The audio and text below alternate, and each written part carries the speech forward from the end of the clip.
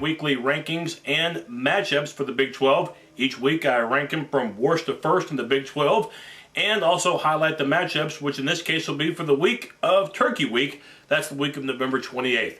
Let's get it started by ranking the teams from worst to first, beginning at number 12. And you know, this team is so bad, I'm just going to let you look at their name because I don't even have the heart to mention their name, okay? They don't even deserve a plug. I'm just going to call them the School from Waco. The School from Waco, and you know it's bad when you lose to a team that themselves have been the victims of being routed several times this season. That's the case of Texas A&M, but at least A&M tries. At least they give a darn. The School from Waco doesn't appear to. Good news, though, for the School of Waco. They only have one game to go. That's the home game against Texas Tech. Another good note for Waco University. Their women's basketball team's pretty good. Now let's go to number 11 and those pathetic Kansas Jayhawks, now losers of 6 in a row.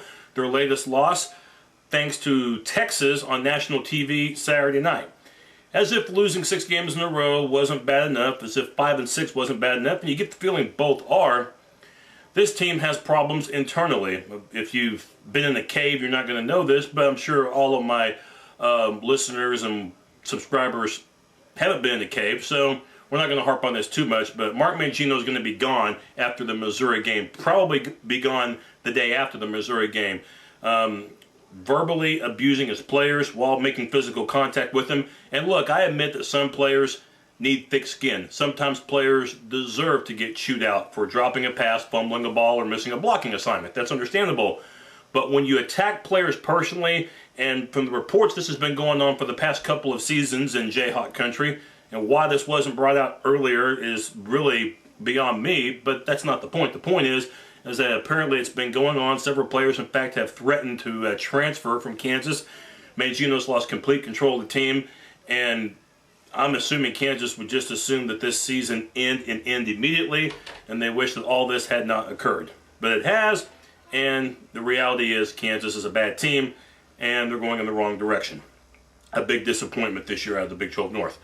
Now moving to number 10, Colorado, and to the Buffs' credit, they played well in Stillwater against Oklahoma State. In fact, led throughout much of the second half. Looked like they were going to have a shot at an upset, but instead, Oklahoma State's third-string quarterback Wheaton comes through. Keith Tosin, the running back, played a big game as Oklahoma State survived Colorado's upset bid. And all this does is just add another reason why Colorado should fire Dan Hawkins. It's another loss for the Buffaloes. They were already out of bowl contention before this game. They got one game to go. It's the game against Nebraska, in which it will be the final chapter in the Dan Hawkins coaching era. And again, it's been a disappointing era for Buffalo football. Big mistake hiring him. And at number 9, the Iowa State Cyclones. First half of their game at Missouri, things were looking rosy. They were up at halftime, and then Missouri kicked it in the second half, and Iowa State loses another game. They're at 6-6, which right now you would think that would give them a bowl game, but we have to wait to see how many teams from the Big 12 become bowl eligible. Iowa State does not have a bowl bid guaranteed by any means, but it is an improvement for Paul Rhodes' team, who is picked to finish last in the Big 12 North. They're not. As a matter of fact, Kansas will be the team that finishes dead last.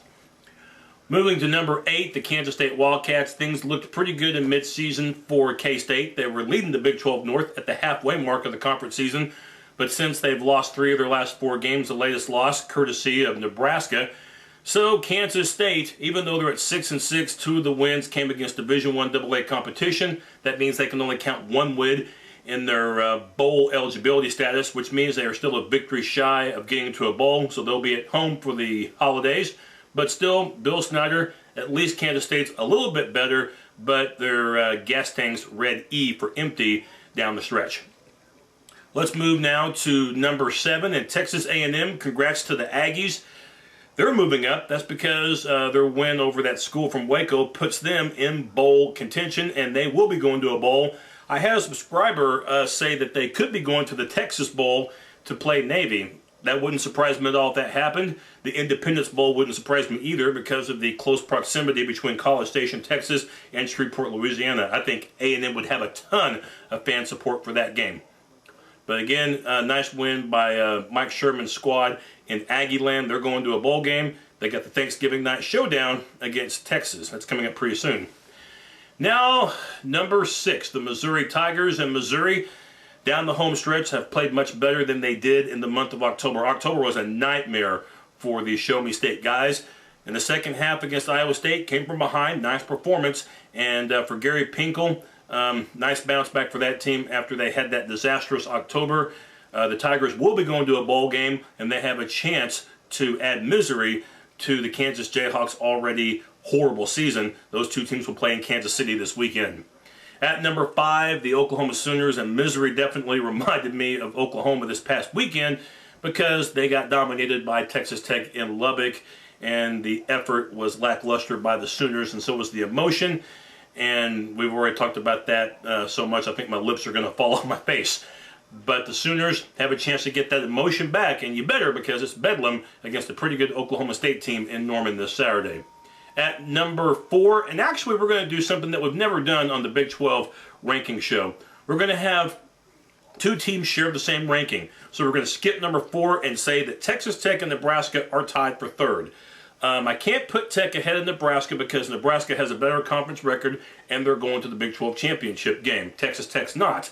But I can't put Nebraska ahead of Texas Tech because Texas Tech just a few weeks ago did win at Lincoln, Nebraska against those Huskers, and they won by 3 touchdowns despite not playing a terrific offensive game. So I cannot let that escape my head. So I think both teams should share number 3. Nebraska, again, they're going to the Big 12 championship game just like I predicted back in August, as they've gotten a little bit better as the season has gone along.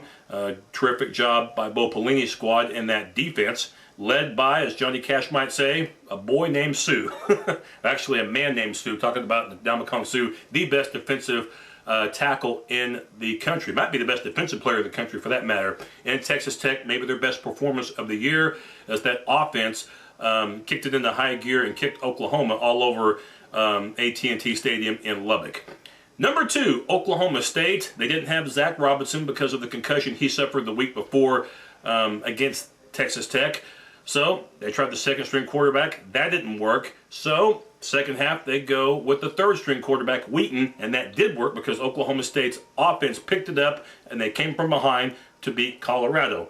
Oklahoma State now at 9-2. They have a shot at a 10-win season for just the 3rd time in school history during the Bedlam game in Norman on Saturday. And number 1, the Texas Longhorns, winners of the Big 12 South Championship. They'll meet Nebraska on December the 5th in Arlington. Texas did what we thought they were going to do. They beat Kansas in lopsided fashion on national TV previously. Colt McCoy looks like he's going to get an invite to New York for the Heisman Trophy, and he has played much better since the Oklahoma ball game. I was critical of McCoy and his Heisman chances after the Sooners game, even though Texas won, but since then McCoy's stats have risen big time, and he's starting to look like that quarterback last year that finished Heisman runner-up.